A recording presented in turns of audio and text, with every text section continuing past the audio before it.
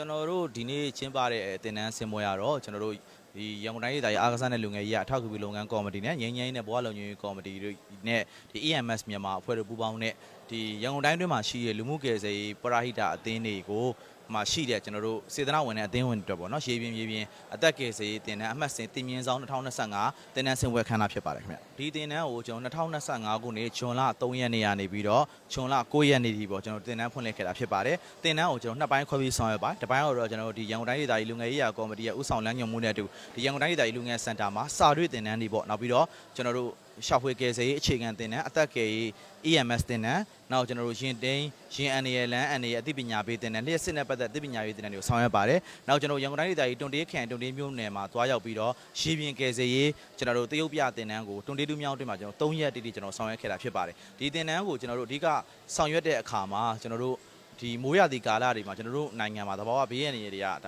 ကြုံတွေ့ရတဲ့အနေအထားတွေရှိတတ်ပါတယ်အဲ့ဒီအခါမှာကျွန်တော်တို့ဒါမြန်မာနိုင်ငံအတွင်းမှာသဘာဝဘေးရန်တွေကြုံတွေ့ရတဲ့အခါမှာအတက်ဆွမ်းသွေးပေါ့နော်အချိန်နဲ့ဒီပြည့်ညီတော့ရောက်ကူညီရေးလုပ်ငန်းတွေကိုဆောင်ရွက်တဲ့အခါမှာစေတနာဝန်ထမ်းတွေဘေးကင်းလုံခြုံစွာဆောင်ရွက်နိုင်မှုအတွက်ကိုရည်ရွယ်ပြီးတော့ဒါကျွန်တော်တွန်တေးတူးမြောင်းရေရှင်ပေါ့နော်စီးဆင်းနေတဲ့ရေအတွင်းမှာကျွန်တော်တော့ရောက်ပြီးဆောင်ရွက်ကြခြင်းဖြစ်ပါတယ်ဗျလူငယ်ဆိုတာကဘဝမှာအတက်ကြွဆုံးအလင်းမြန်ဆုံးအရွယ်ဖြစ်ပါတယ်ဒါအပြင်ကျွန်တော်သူတစ်ပါးကိုရိုင်းမင်းကူညီလိုတဲ့စိတ်တွေစတင်ပေါက်ဖွားတဲ့အရွယ်ဖြစ်ပါတယ်ဒီလိုအရွယ်မျိုးမှာကျွန်တော်တို့နိုင်ငံဟာလည်းပရိုက်တာစိတ်အများကိုကူညီရိုင်းမင်းလိုတဲ့စိတ်တွေကငယ်စဉ်တွေကကျွန်တော်တို့မြန်မာလူမျိုးတွေမှာကိန်းအောင်ပြီးသားဖြစ်ပါတယ်ဒီစိတ်သက်လေးတွေမှာသူတို့ကအားလုံးကနှလုံးသားလှပေးကြတဲ့သူတွေဖြစ်ပါတယ်နှလုံးသားလှပေးတဲ့သူတွေကိုအခုလိုပညာရက်တွေနဲ့ပေါင်းဆက်ပြီးတော့ပညာပြည့်ဝနှလုံးလှတဲ့လူငယ်တွေရဲ့စွမ်းဆောင်ရည်တွေပြည့်ဝဖို့အတွက်ဆောင်ရွက်ပေးရတာဖြစ်ပါတယ်ကျွန်တော်တို့ဒီ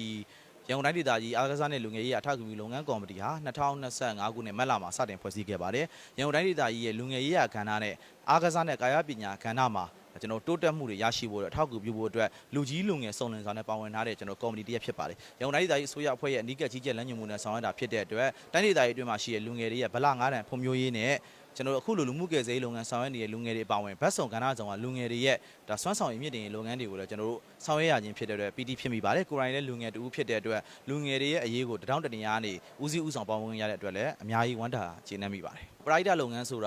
ာကျွန်တော်တို့အဖွဲ့အစည်းတွေဖွဲ့စည်းပြီးလှူမတန်းမှာမဟုတ်ပါဘူးမိမိနေထိုင်ရာလမ်းရက်ကွက်မြို့နယ်ခရိုင်တိုင်းဒေသကြီးပြည်နယ်အတွင်းမှာဖွံ့ဖြိုးတိုးတက်ရေးလုပ်ငန်းတွေစီပင်သားရေးလုပ်ငန်းတွေနောက်ဆုံးကိုနေတဲ့လမ်းတန်ရှင်းရေးလုပ်ငန်းဆောင်ရွက်တာလည်းပရိုက်တာလုပ်ငန်းပါပဲဘာသာရေးပဲလုပ်လူမှုရေးပဲလုပ်ပရိုက်တာဆိုတဲ့ခေါင်းစဉ်အောင်မှာဆောင်ရွက်ကြပြီဆိုလို့ရှိရင်စိတ်ဓာတ်ကအရေးကြီးပါတယ်ကျွန်တော်တို့ဒါစိတ်ဓာတ်ရှိမှသာလည်းဆောင်ရွက်လို့ရတာပါစိတ်ဓာတ်ကလည်းဖြူစင်မှုလို့သလိုဥတီရဲ့ကိုယ့်ရဲ့ရည်ရွယ်ချက်ကလည်းပြတ်သားဖို့လိုပါတယ်ပြတ်သားတဲ့အခါမှာလည်းအများပြည်သူကိုကူညီဖို့ဆိုတဲ့စိတ်တစ်ခုတည်းနဲ့ကျွန်တော်ဆောင်ရွက်သွားဖို့လိုပါတယ်ဒါကြောင့်လည်းကျွန်တော်တို့ကနိုင်ငံရေးအသွင်ရောင်ကင်းရှင်းစွာနဲ့အများပြည်သူကျူလုပ်ငန်းတွေကိုဆောင်ရွက်မယ်ဆိုတဲ့ရည်ရွယ်ချက်တွေနဲ့လည်းကျွန်တော်တို့ကဒီကော်မတီမှာကျွန်တော်တို့ပါဝင်ဖြစ်တာလည်းဖြစ်ပါတယ်ကျွန်တော်တို့ကဲ့သို့ပဲအခြားသောလူငယ်တွေကိုလည်းဒီလိုလူမှုကူညီရေးလုပ်ငန်းတွေမှာအခုထက်ပိုပြီးနက်နက်ရှိုင်ရှိုင်ပါဝင်စေခြင်းနဲ့ပါဝင်တဲ့အခါမှာလည်းတကိုယ်ရေးဘေးကင်းလုံခြုံမှုဟာလေမိမိအဖွဲ့အစည်းအစုအဖွဲ့လိုက်ဘေးကင်းလုံခြုံရေးတွေရှိပြီးတော့အများပြည်သူကိုကူညီတဲ့အခါမှာကိုယ်ကလည်းဒုတိယဒုက္ခရောက်သူမဖြစ်ရအောင်ပေါ့နော်ကျွန်တော်တို့ပညာရေးအချင်းပြည့်ဝနဲ့ကူညီနိုင်ဖို့လည်းအခုလိုတင်တဲ့နေ့စီစဉ်ဖြစ်တာဖြစ်ပါတယ်ဗျဒါကျွန်တော်တို့ပထမဆုံးခြေလှမ်းဖြစ်ပါတယ်ဒီထက်မှကကူညီမှုခြေလှမ်းတွေထပ်လျှောက်ဖို့ကျွန်တော်တို့မှအစီအစဉ်ရှိပါတယ်မိဘပြည်သူတွေရဲ့ပတ်မမှုလည်းလိုပါတယ်လူမှုကယ်ဆယ်ရေးလုပ်ငန်းဆောင်ရွက်တယ်ဆိုတာကစိတ်သက်ရှိတဲ့လူတွေရွေးဆောင်ရွက်လို့မရပါဘူးကျွန်တော်တို့အလှူရှင်တွေလိုပါတယ်ပတ်မိုးအားပေးမဲ့သူတွေလိုပါတယ်နောက်နိုင်ငံတော်အစိုးရနဲ့သက်ဆိုင်ရာဌာနဆိုင်ရာဖွဲ့စည်းတည်ရဲ့ပတ်မိုးမှုတွေလိုပါတယ်ဒီလိုမျိုးဗတ်ပေါင်းဆောင်ကနေပါဝင်မှုတွေနဲ့စုပေါင်းဆောင်ရွက်မှသာလည်းကျွန်တော်တို့ကအများပြည်သူရဲ့အကျိုးကိုမှန်မှန်ကန်ကန်ထိရောက်ကူညီနိုင်မှာလည်းဖြစ်ပါတယ်ခင်ဗျဒီနေ့တင်နန်းဆင်ပွဲအခမ်းအနားမှာတော့ကျွန်တော်တို့ဒါဒီတင်နန်းကာလတစ်ခုလုံးမှာဆောင်ရွက်ခဲ့မှုတွေမှတ်တမ်းတွေပြသမယ်ပြီးတဲ့အခါမှာကျွန်တော်တို့ကတင်နန်းစင်းလက်မှတ်တွေချီးမြှင့်သွားမယ်တင်နန်းစင်းလက်မှတ်မှာလည်းကျွန်တော်တို့ကဘာလို့ပါမလဲဆိုတော့ဒါရေပြင်ကယ်ဆယ်ရေးဆောင်ရွက်ခဲ့တဲ့သူတွေဆက်လေထိမ့်သိမ်းကင်တွေမောင်းနေနီးအတွက်လည်းကျွန်တော်တို့ပါမယ်နောက်ပြီးတော့ EMS ပေါ့ Emergency Medical Service ပေါ့ကျွန်တော်တို့ရန်ကုန်တိုင်းဒေသကြီးမှာဆိုအဖြစ်များတာရင်တိုင်းမှုကျွန်တော်နေ့စဉ်ရေမတော်တဆမှုတွေဖြစ်ပွားနေတယ်မြို့နယ်တိုင်းမှာအဲ့ဒီရေမတော်တဆမှုတွေကြောင့်မဆုံးရှုံးတဲ့လူသက်တွေမဆုံးရှုံးစေဖို့ဆိုရည်ရွယ်ချက်တွေလည်းကျွန်တော်တို့ကဒီမှာအရေးပေါ်အသက်ကယ်ဆယ်တင်နေလည်းပါတယ်ဒီပညာရေးတွေအားလုံးစုစည်းပြီးတော့ဒီ certificate ပေါ့တင်နန်းစင်းလက်မှတ်တွေကိုလည်းကျွန်တော်နီးပြဆရာတွေကိုလည်းလက်မှတ်ထိုးပြီးဆောင်ရွက်ပေးသွားမယ်ဒီလက်မှတ်လေးတွေကိုအခြေခံပြီးသူတို့အနေနဲ့လူမှုကူညီရေးလုပ်ငန်းတွေကိုဆောင်ရွက်တဲ့အခါမှာဒါကျွန်တော်တို့အများကြီးကျွန်တော်တို့အကျိုးဖြစ်ထွန်းစေမှာပေါ့နော်ဒီလိုလေးလည်းကျွန်တော်ပြောချင်ပါတယ်အဲ့တော့ဒီနေ့တင်နန်းစင်းလက်မှတ်တွေပေးသွားမယ်တူဦးချင်းစီလာကျွန်တော်တို့ကချီးမြှင့်သွားမှာဖြစ်ပါတယ်ခင်ဗျ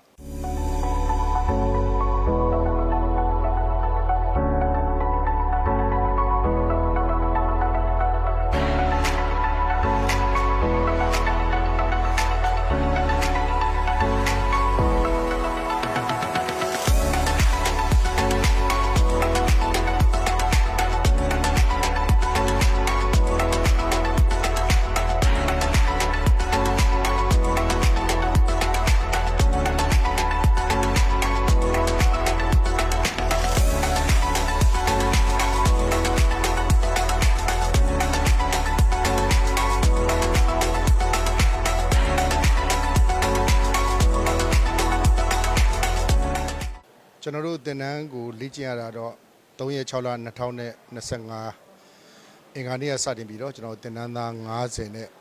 ကျွန်တော်တို့စတင်ပြီးတော့ဒီရန်ကုန်တိုင်း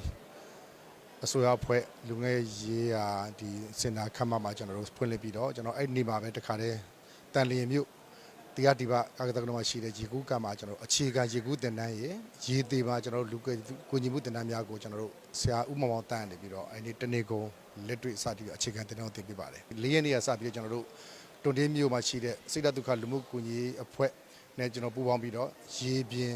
အသက်ကယ်ရေစပီးဘုတ်ဦးအောင်ကိုတို့နဲ့ပူးပေါင်းပြီးတော့ကျွန်တော်3ရက်တိတိရေထဲမှာကျွန်တော်တို့ဒီဟာတင် जा ပြသပါတယ်အဲ့မှာကျွန်တော်တို့စပီးဘုတ်ကျွမ်းကျင်မှုစပီးဘုတ်ထိမ့်သိမ့်မှုနဲ့ကျွန်တော်တို့လူအသက်ကိုကယ်ဆယ်တဲ့ကျွန်တော်တို့ပညာတွေနောက်ကျွန်တော်တို့ဒီတမောဒစီစီကျွန်တော်မီးလောင်လို့ရှိရင်ကြောက်လန့်တကြားနဲ့ကျွန်တော်တို့ရေထဲခုန်ချတဲ့အခါမှာလူတွေရဲ့ကြောက်လန့်မှုကိုဘယ်လိုကျွန်တော်တို့ကကူညီကယ်ဆယ်ရမယ်ပို့ဆောင်ပေးရမယ်ဆိုတဲ့နီးစနစ်အစကျွန်တော်ကလေးတွေကို3ရက်တိတိမနေ့9နာရီစပြီးညနေ6နာရီထိကိုကျွန်တော်မနာတဲ့ရေထဲမှာသူလေ့ကျင့်ပြီးတော့တင် जा ပေးခဲ့ရပါတယ်ဒီဘက်9ရက်10ရက်2ရက်ကတော့ဒီကျွန်တော်ဒီလူငယ်စင်တာမှာပဲကျွန်တော်တို့မြေပြင်ကုသမှုပေါ့ကျွန်တော်တို့ဒီ EMS မြေပြင်ကုသမှုဟိုကျွန်တော်တို့တင်တန်းတွေကိုဆရာဟင်းရစာအိရစုထင်းရနေပြီးသူတို့လာပြီးပြသပြီးတော့ကျွန်တော်ဒီမှာအသက်ကယ်မှုဒီပညာတွေကိုကျွန်တော်တို့ထောက်လျှောက်သင်ပေးခဲ့ပါတယ်တင်တန်းဒီတစ်လျှောက်လုံးမှာတော့ဝမ်းသာပီတီရတော့ဗျာဟိုကျွန်တော်တို့လည်းပင်ပန်းပါတယ်ကျွန်တော်တင်တန်းတာဝန်ခံတင်တန်းမှုတယောက်အနေနဲ့ကျွန်တော်ကလေးတွေထောက်လျှောက်ကျွန်တော်ကဲနေကျွန်တော်ဒီ2ရက်3ရက်ဂျုံတေးမှာရောဒီထောက်လျှောက်မှာကျွန်တော်တို့ကအနိကကလေးတွေလိုအပ်ချက်တွေသူတို့တွေရဲ့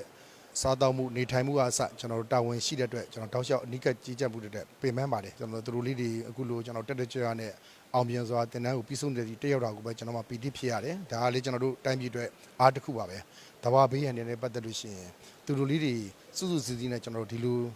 တက်ကြွထားမှတည်းကျွန်တော်တို့ပြည်သူ9ရက်သားသမီးတွေကိုကျွန်တော်တို့ကကူညီကယ်ဆယ်နိုင်မှာမို့ဒါလေးကိုလည်းကျွန်တော်တို့ကအားရတယ်ကျင့်တတ်တယ်ကျွန်တော်တို့ပီတိဖြစ်ရပါတယ်ဗျ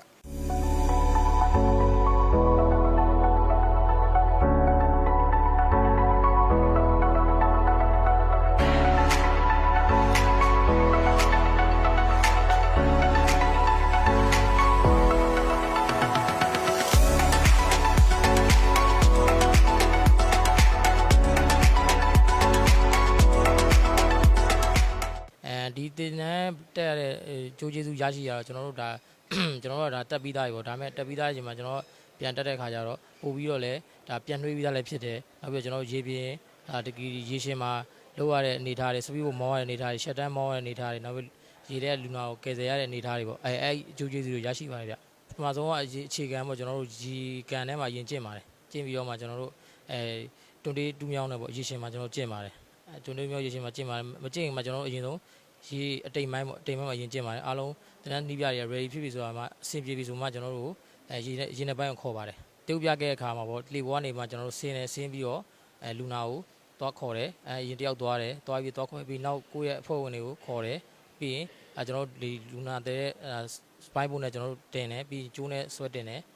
ပြီးရင်တယောက်ချင်းလေပေါ်ပြန်ဆွဲတင်တယ်နှစ်ယောက်တည်းဆွဲတင်တယ်ဂရုလိုက်ပေါ့နော်အဓိကတော့ဒါတင်းဝက်ပေါ့တင်းဝက်အားကောင်းနဲ့လောက်ရတဲ့တင်တန်းတုပ်ပြပေါ့ဟုတ်ကဲ့ကျွန်တော်တို့ဒါပြန်မေ့နေတာလေးပြန်ပြီးတော့ဒါပြန်ပြီးသတိရသွားတဲ့အတွက်ဒါတင်တန်းနီးပြတွေရောဒီတင်တန်းပြမြောက်စီစဉ်ပြီးတဲ့လူအားလုံးကျေးဇူးတင်ပါတယ်ဗျရှေ့ဆက်ပြီးတော့ကျွန်တော်ကတော့အများချို့ဒီတက်မကဒီတင်တန်းတွေထပ်တက်ပြီးတော့မှပို့ပြီးတော့ပြည်သူလူထုရဲ့အတက်တွေကိုကယ်တင်သွားမှာပါ